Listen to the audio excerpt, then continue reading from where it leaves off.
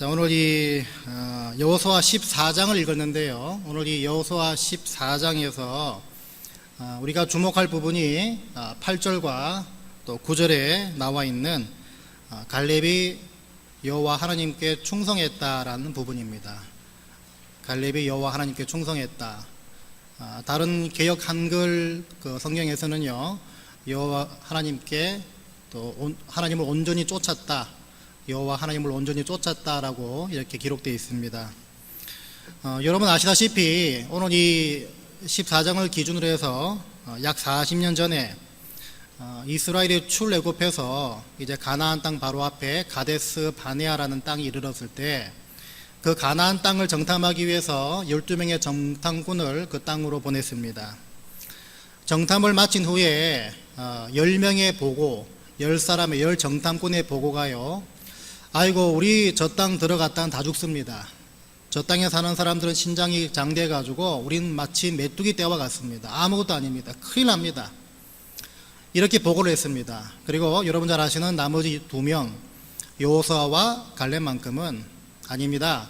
하나님께서 약속을 해주셨기 때문에, 하나님이 저 땅 주시겠다고 약속을 해주셨기 때문에 우린 저 땅 마땅히 취할 수 있습니다. 이렇게 보고를 합니다. 자, 무슨 말이겠습니까? 10명은 뭡니까? 눈으로 본 것이 그 보고의 기반이 됐다면요, 2사람의 보고는요 어떻습니까? 하나님이 하신 약속이 기반이 된 보고였습니다. 자, 그렇다면 여기서도요, 우리가 믿음이 무엇인가라는 거 우리가 쉽게 정의할 수가 있습니다. 믿음이 무엇입니까? 믿음은요, 보는 것을 믿는 것이 아니라 보이지 않는 하나님 약속을 믿는 것, 그리고 그 믿음에 합당한 반응, 여기까지라는 것입니다.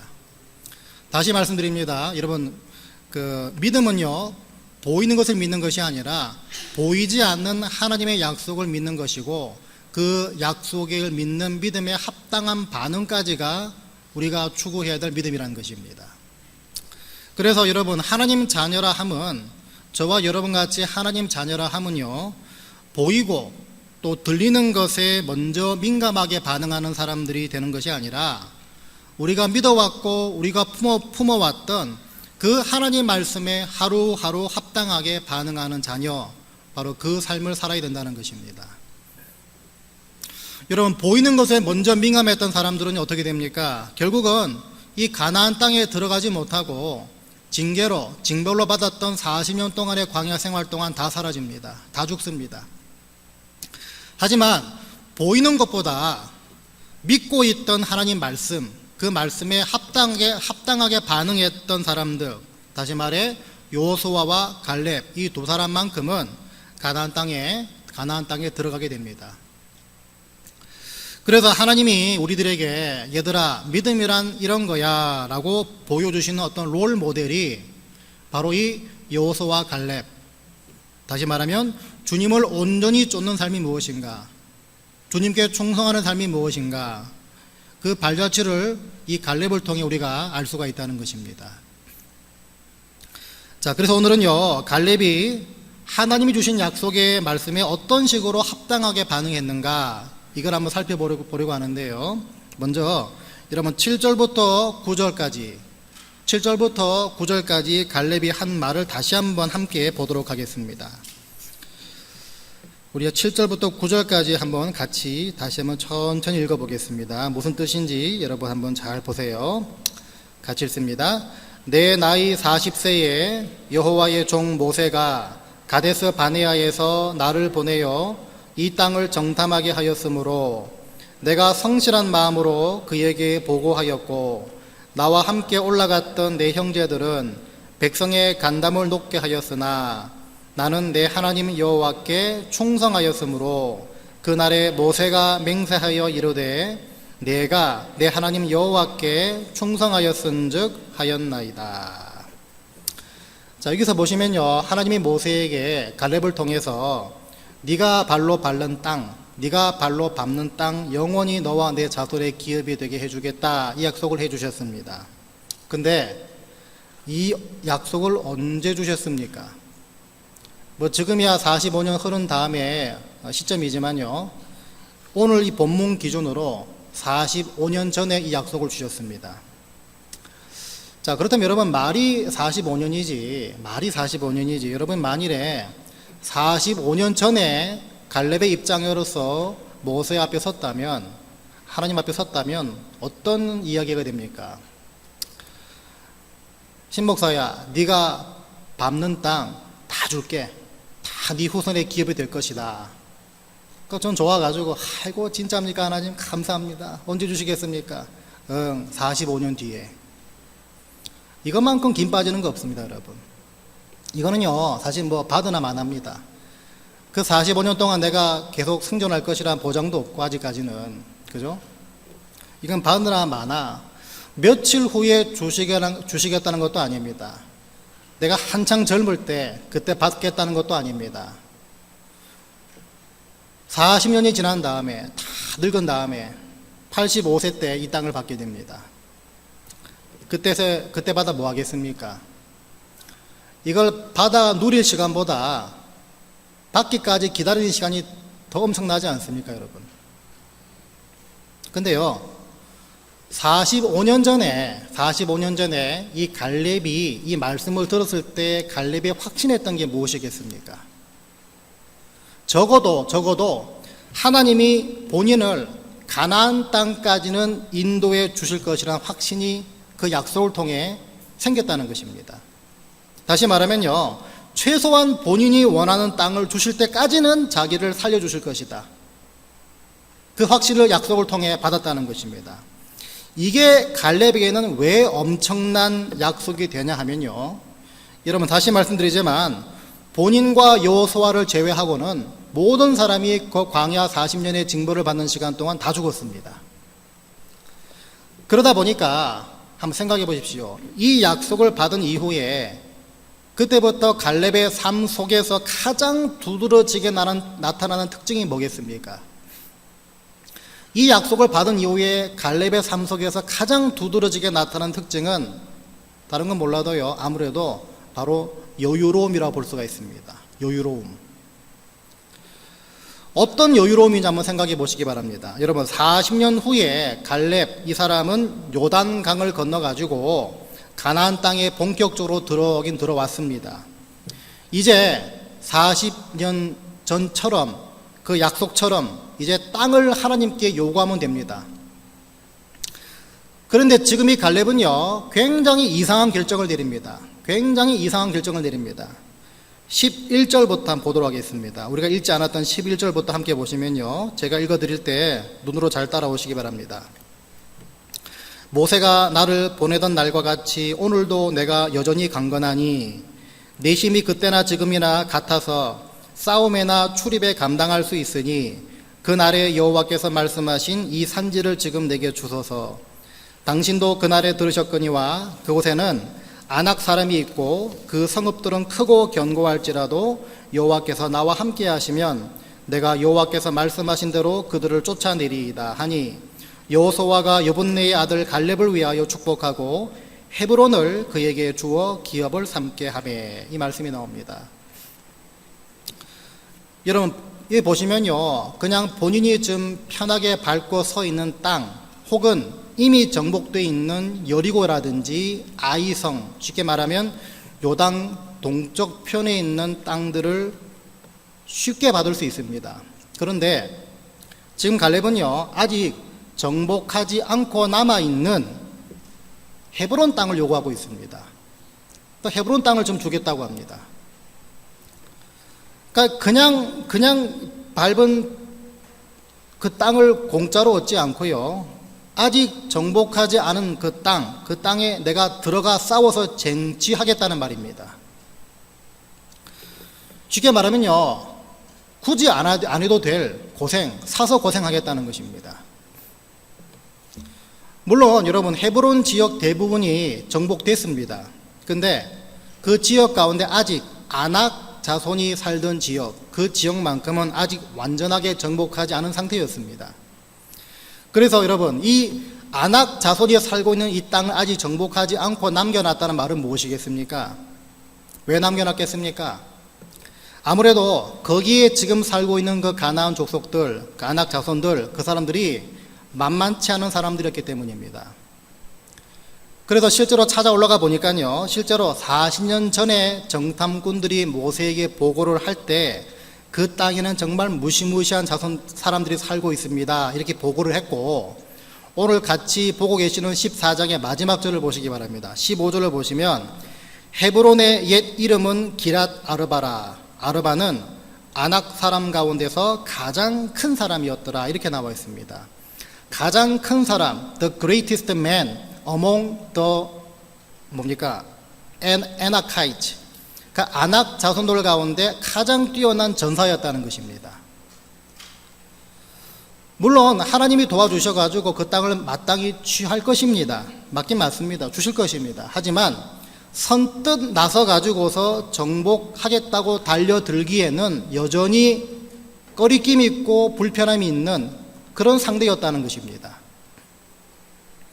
그런데 지금 80이 넘은 할아버지, 더군다나 그냥 요구만 하면 그 땅을 받을 수 있는, 어느 땅에는 받을 수 있는 그런 분이신데, 본인과 본인의 지파가 가나안 거민들 중에서 가장 강력했던 그런 사람들이 모여 살던 곳에 들어가서 그 사람들과 싸워서 그 땅을 쟁취하겠다고 지금 말하고 있습니다. 굳이 그러지 않아도 되는데 굳이 이러는 이유가 무엇입니까? 답은 쉽습니다. 갈렙은요, 결과를 이미 알고 있었기 때문이었습니다. 결과를 이미 알고 있었다는 것입니다. 45년 전의 약속, 그러니까 본인이 요구만 하면 어차피 받을 땅이라는 것, 어느 땅이든 본인이 요구만 하면 그 땅을 하나님께서 받게 해주시겠다, 이 약속을 분명히 알고 있었다는 것입니다. 그 땅은요, 본인이 잘 싸우든 못 싸우든 간에 어차피 승리를 해서 받게 될 땅입니다. 그러다 보니까 다른 지파들이 꺼려할 때 갈렙은요, 여유롭게 그 땅을 본인이 싸워서 취하겠다, 이렇게 말할 수가 있다는 것입니다. 그러니까 이 말이 뭐겠습니까? 주신 약속을 믿는 믿음과 그 믿음에 합당하게 반응하는 그 모습은요, 40년 전이나 40년 후나 지금 똑같다는 것입니다. 그렇지 않습니까? 40년 전에는요, 출애굽할 때 받았던 약속을 신뢰해가지고 겁없이 그렇게 취할 수 있습니다, 그렇게 반응했습니다. 40년 후는요, 그 가데스 반나에서 주셨던 그 약속을 기반으로 해서 지금 하나님 앞에 나와서 합당하게 반응하고 있다는 것입니다. 그러니까 여러분, 믿음은요, 누가 뭐래도 결과를 아는 것입니다. 믿음은 결과를 아는 것입니다. 그리고 그 결과를 이미 아는 사람은요, 거기에 합당한 반응, 바로 여유로움이 나올 수밖에 없다는 것입니다. 같은 맥락으로 여러분이 천국의 소망과 구원의 확신, 다시 말해 결과를 아는 성도들, 이 사람들에게는요, 삶 속에서 만나는 여러 가지 환난들, 어려움들, 그 가운데 속에서 합당하게 반응하는 모습이 뭐겠습니까? 여유로움이란 것입니다.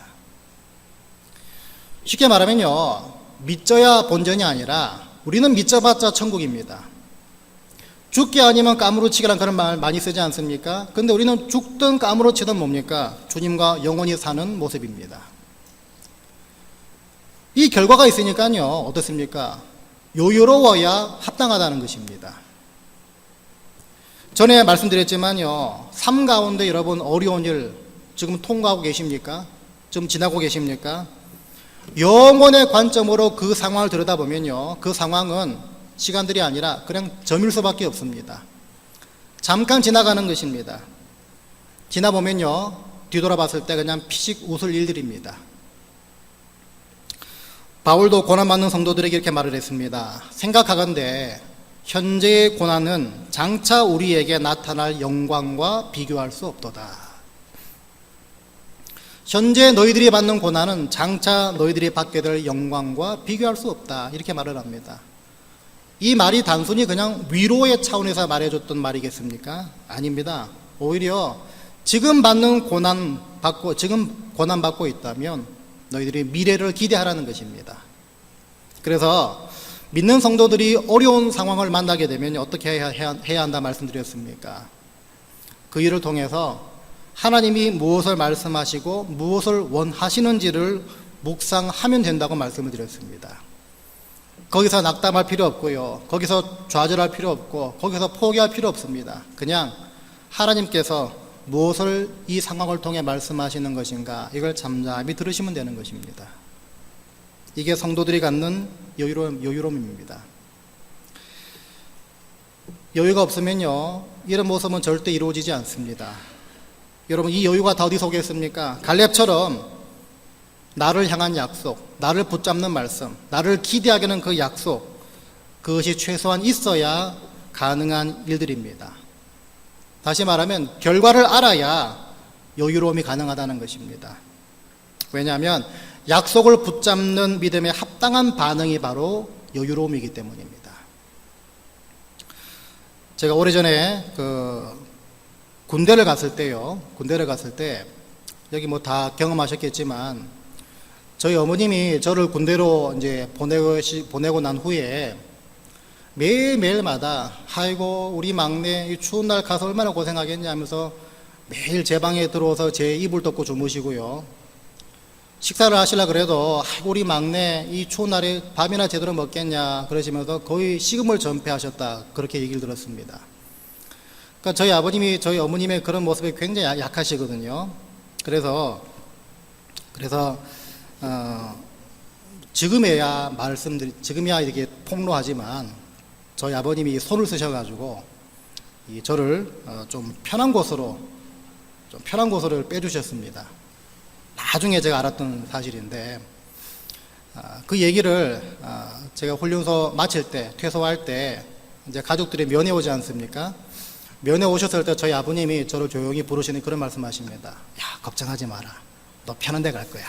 그러십니다. 야, 걱정하지 마. 너 편한 데 갈 거야.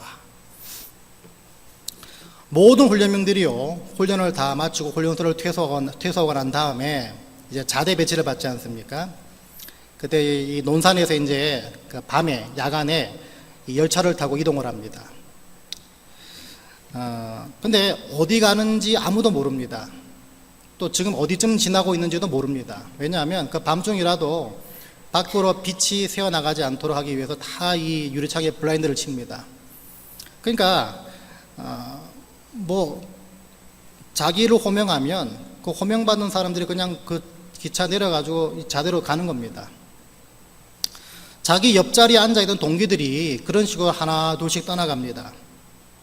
먼저 내리면 좋은 건지 늦게 내리면 좋은 건지 그것도 모릅니다. 다 불안해합니다. 우리가 어떻게 될 건가 뭐 그런 불안한 얼굴로 다 이렇게 앉아있는데 근데 그 열차 전체는 아니더라도요 그 객실 안에 단 한 명 전혀 불안해하지 않는 사람이 한 명 있었습니다. 오히려 마음이 편하고요 오히려 도대체 얼마나 편한 곳일까 막 기대가 되는 모습으로 떠나가는 동기들을 바라보며 시웃고 있는 한 사람이 있었는데 누구겠습니까? 71번 훈련병 신동주. 이게 왜 그러겠습니까? 그 여유로움이 왜 나오겠습니까?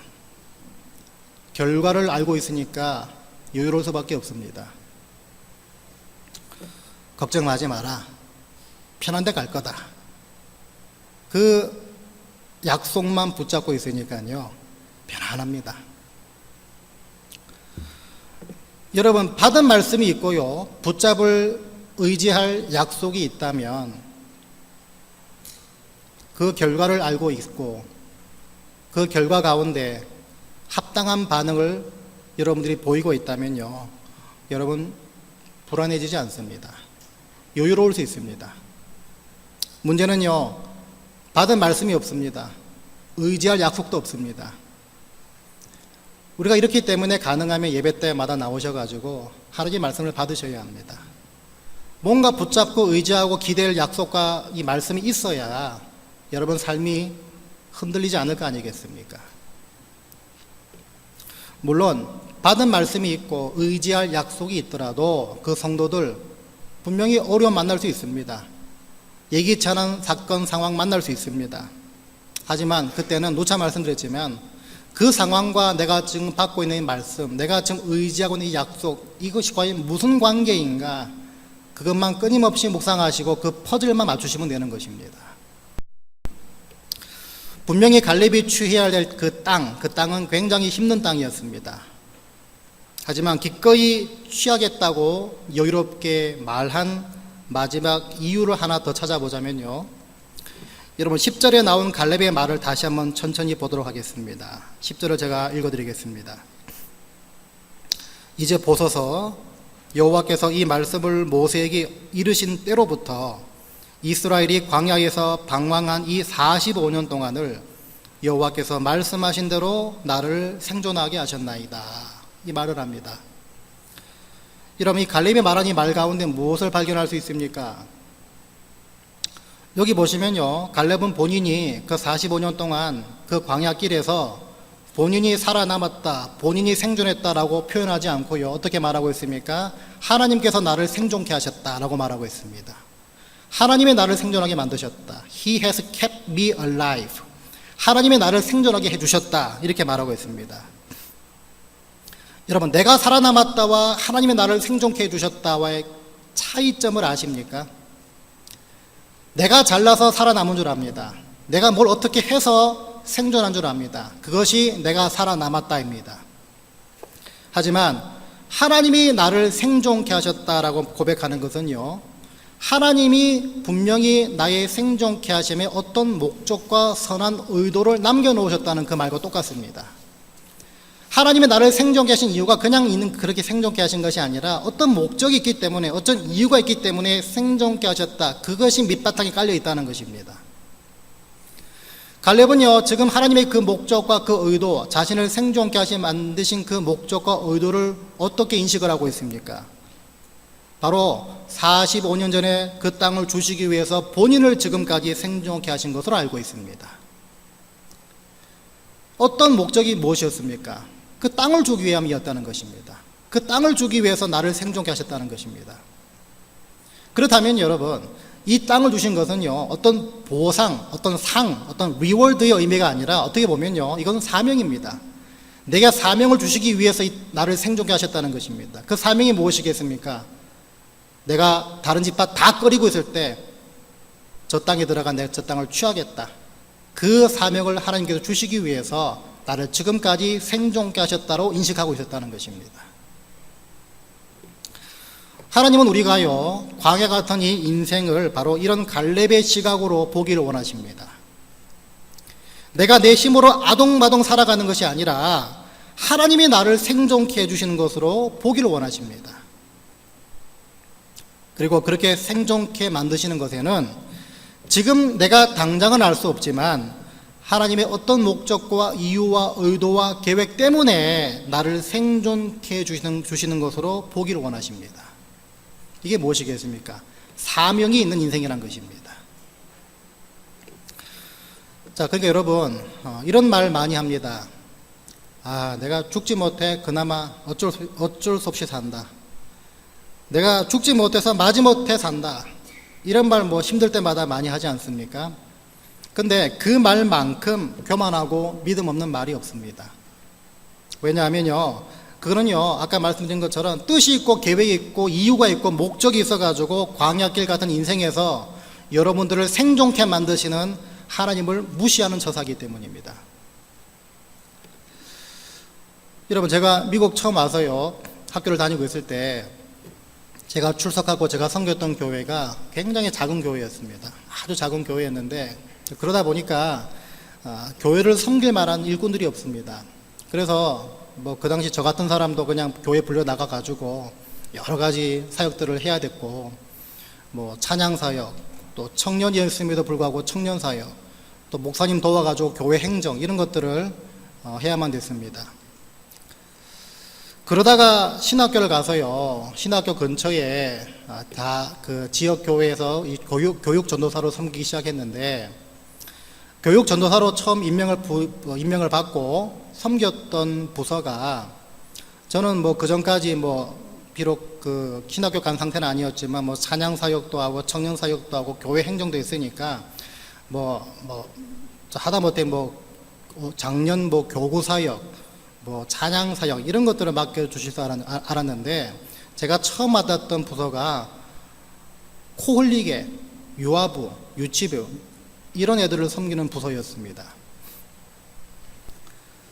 명색이 그래도 앞에 나와 멋들어지게 기타 치면서 찬양 사역하고 또 교회 밤새 가면서 또 교회 행정도 돕고 또 청년들 뭐 본의 아니게 가르치고 뭐 이런 사역을 했는 사람인데 갑자기 하루아침에 애들 앞에 서가지고 콜릭 앞에 서가지고 막 율동하고 사탕 나눠주고 뭐 설교 재미없다고 도망가는 애들 잡아가지고 끌어와 다시 뭐 앉혀놓고 이런 걸 하고 있으니까요, 굉장한 자괴감이 들었습니다. 굉장한 자괴감. 내가 좀 이 짓 하려고 좀 키노학교 왔는가, 어떤 그런 식으로 생각이 들더라고요. 교만했죠. 웃는 얼굴로 율동하고 있지만요, 그게 웃는 게 아니었습니다. 그냥 애들 막 저주하면서 저 다음 주 오기만 해봐라 이런 식으로 생각하면서, 이게 뭐 하여튼 그런 삶의 시간들의 연속이었는데, 근데 여러분 신학교를 졸업하고 시간이 지나면서 돌이켜 보니까 어떤 생각이 드는 줄 아십니까? 그때 그런 경험들이 바로 훈련이었다는 것입니다. 그것조차 속에서도 하나님의 선하신 의도와 목적과 계획이 있었다는 것입니다. 무슨 말인가 하면요, 여러분 그것 없이, 그런 과정 없이 그냥 뭐 하루아침에 갑자기 뭐 담임 목사가 됐다 생각해 보시기 바랍니다. 그러니까 담임 목회 못합니다. 그나마 그런 시간을 겪어봤기 때문에 주일학교 교사분들의 고충이 뭔지를 조금이라면 알 수 있고요, 그리고 중고등부 아이들이 뭐가 그렇게 불만인지 조금 공감을 할 수 있는 것이고요, 또 교회에서 왜 찬양팀이, 왜 찬양사역이 정말 중요한지 이걸 그나마 조금이나 이해할 수가 있는 것입니다. 이걸 이해하지 못하면 어떻게 됩니까? 찬양 북치고 장구치고 하는 거 시끄럽다, 저게 뭐냐, 이렇게 나오지 않습니까? 겪어봐야 합니다. 하나님의 선하신 의도와 목적과 계획과 이유가 여러분들이 숨쉬는 현장 속에서 다 깃들어 있습니다. 그렇다면 여러분이 사는 그 현장 속에서 늘 감사해야 되지 않겠습니까? 늘 준비해야 되지 않겠습니까? 늘 기대해야 되지 않겠습니까? 여러분, 주님의 이 지상에서의 삶도요, 그 당시 사람들은 받아들일 수 없었지만 하나님의 의도와 목적을 이루는 그런 삶이었습니다. 그걸 어떻게 주께서 말씀하셨습니까? 인자가 온 것은 섬김을 받으려 함이 아니라 도리어 섬기려 하고 자기 목숨을 많은 사람의 대속물로 주려 함이니라, 그렇게 말씀하셨습니다. 많은 사람들을 섬기고 많은 사람들을 위해서 대속물로 자신의 생명을 주겠다는 것이 하나님께서 주님의 지상 사역 가운데 심겨놓으신 목적과 의도와 계획과 이유였습니다. 주님의 삶에도 이렇게 하나님의 이런 선하신 목적이 있는데, 하물며 천하와도 바꿀 수 없는 예수 그리스도의 죽으심을 감당하면서까지 건지신 저와 여러분들 삶 속에 왜 하나님의 의도와 목적과 이유가 있지 않겠습니까? 여러분들을 지금까지 살려주시고 여러분들을 지금 살게 하시는 그 목적과 이유를 찾으시길 바랍니다. 이 생각을 좀 더 넓혀가지고 좀 더 확장해서요, 주님이 왜 나를 이 교회로 불러주셨는가? 주님이 왜 내 옆에 있는 지체들을 만나게 하셨는가? 오늘 또 여행 중인 분 계시지만 여행 가운데 왜 주님께서 이 교회를 인도하셨는가? 이런 여러 가지 질문들, 여러 가지 의도와 목적과 계획과 이유가 무엇입니까? 라고 발견하고 하자는 그 일들, 그 질문들이 여러분 삶 가운데 좀 더 확장해서 물어보시길 바랍니다. 이런 순종, 이런 질문들이 왜 필요하겠습니까? 삶을 바라보는 시각이 이렇게만 된다면 저와 여러분은 쉽게 낙담하지 않고 쉽게 절망하지 않기 때문입니다. 다시 말하면요, 낙담하는 인생, 절망하는 인생은 하나님께서 그 사람의 삶 가운데 심어 놓으신 삶의 목적, 이유, 의도, 계획들, 이거를 발견하지 못하는 인생이기 때문입니다. 매일 아침 눈 뜨실 때마다 오늘 하루를 나에게 허락하시는 이유가 무엇입니까? 라고 물어보시고, 매일 밤에 잠자리 드실 때마다 오늘 하루도 나를 생존케 하신 이유가 무엇입니까? 이렇게 물어볼 수 있는 저와 여러분 되시길 바랍니다. 그래서 하나님이 내 인생에 특별한 계획과 목적과 이유를 심어 놓으셨다, 어렴풋이 알고 있었던 이 사실을 하나하나 구체적으로 발견하는 그런 재미에 푹 빠지시길 바라고요. 두 번째는요, 여러분 받은 말씀 기억하고 붙잡아야 될 그 약속을 통해서 삶을 대하는 태도, 만나는 환경, 만나는 상황, 그때마다 여유롭게 되시길 바랍니다. 영혼의 관점에서 현장을 바라볼 수 있는, 주님의 눈을 품고 삶을 바라볼 수 있는 저와 여러분 다 되시길 바랍니다. 이 일을 여러분 이번 한 주간 열심히 연습하셔서 다음 주일 다시 만날 때 여러분 삶 가운데 뭔가 획기적인 터닝 포인트를 겪고 오신 분들로서 이 자리에 함께 감사 제목을 가지고 예배드리게 되시기를 주의 이름으로 간절히 축원드립니다.